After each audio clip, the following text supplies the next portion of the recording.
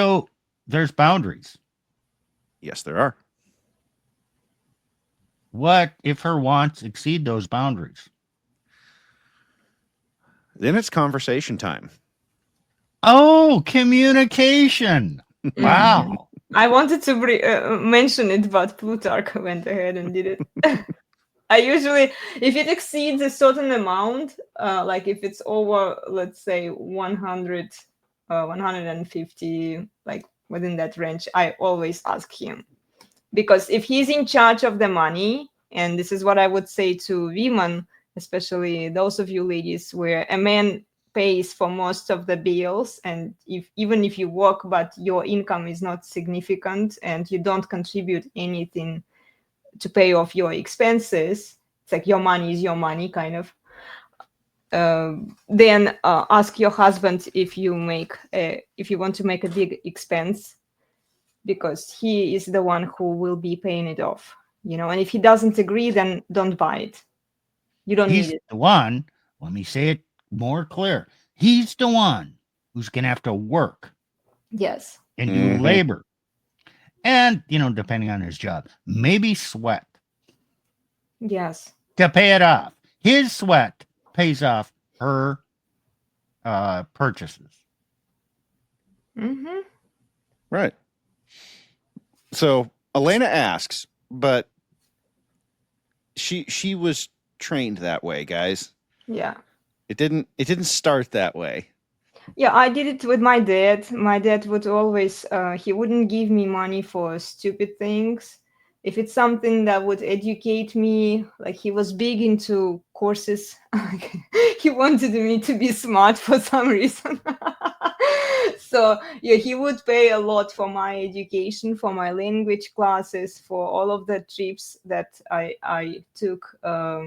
Due to work, and also he was funding most of those trips.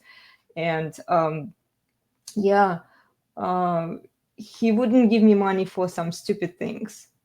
I would even have to work for the money that I would get from my dad. So it's either studying or doing some actual work. So you had to learn English. Yeah. And he probably paid for that. Oh, Was your learning English a useful skill? Oh, very useful. I use it every day. Would you have found your husband if you had not learned English? Probably not. Oh, interesting. Guys, I do not speak Russian outside of a few words. And occasionally I drop them on her and she goes, "Oh, Russian." Yeah. So let's circle back to the beginning. Plutarch did not find a ready-made perfect woman. Because they don't exist. So since Elena wants some props today, what traits did she have that are make her a good choice? And she is. Oh, I'll just say this: she's not the problem entitled 8, 9, 10 beauty. Because they are a pain in the ass. Mm-hmm. Like owning an exotic sports car, the maintenance costs are insane. No. It's true. Don't just go for, a 6 or 7. Then, great. Okay, so in that beauty range, because their maintenance costs and their expectations tend to be more realistic. But even if you get one of those hot women, lots of men who are not getting sex are bored with sex from their hot woman. It doesn't matter. It's not dictated on her beauty level, assuming it's good enough. So, what should you look for? It's character, the character of the woman. So, what do you have to say about that? how do you think okay, so we've said this before, she was not, we were not in the same country when we met, so that means that we did the long distance thing. So how, and I'm asking Steve, Elena, because you actually know the answer.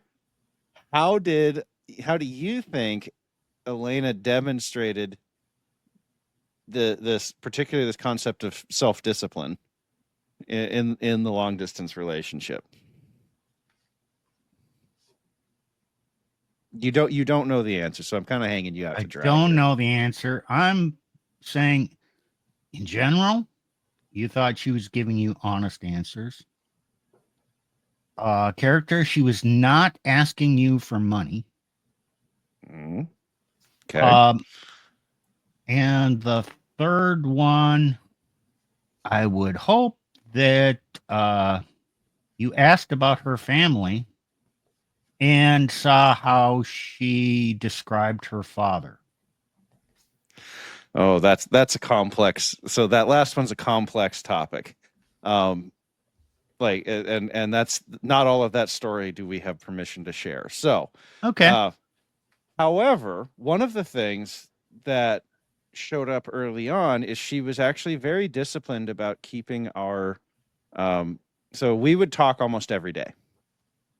And she was actually very disciplined about keeping our appointments. I'm going to use that word.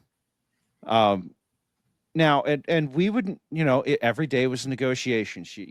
I would have something on some days, she would have something on, and we'd have to move it around. There were some days where we both kind of agreed that, yeah, we didn't have the time. Okay. So there was communication, but there was discipline. We always made sure that if we were going to miss, the other person knew why, so that discipline showed up very early. You see what I'm saying? I was able to vet for discipline without even being in the same country.